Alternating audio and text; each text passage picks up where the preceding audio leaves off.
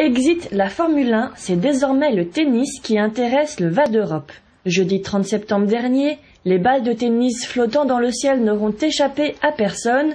Marne-la-Vallée a officiellement présenté son projet de candidature pour accueillir Roland-Garros. Ce que nous avons proposé à la Fédération française de tennis, c'est d'établir son navire amiral vraiment sur le site du hameau de Bailly, donc au sein du Val d'Europe, sur 35 hectares, pour accueillir le tournoi de Roland-Garros, mais pour accueillir également de nombreux autres événements.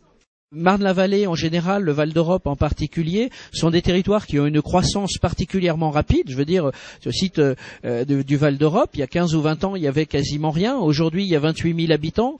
Marne-la-Vallée, c'est 15 000 entreprises. Et donc, nous sommes effectivement en recherche de pouvoir présenter cela et montrer effectivement à quel point ce territoire a des atouts. Marne-la-Vallée propose à la Fédération française de tennis 35 hectares contre 8,5 actuellement, mais aussi des événements, des animations, puis des équipements avec 55 courts de tennis, dont 3 en terre battue, et une capacité d'accueil de 60 000 visiteurs. Il est aussi prévu des installations telles qu'une clinique des sports, des hôtels, des restaurants, ainsi qu'un centre de remise en forme. Les atouts principaux du Val d'Europe sont d'abord une accessibilité particulièrement forte. C'est une destination qui aujourd'hui est habituée à accueillir 15 millions de touristes, 20 millions de visiteurs dans ces centres commerciaux, et donc une accessibilité particulièrement forte.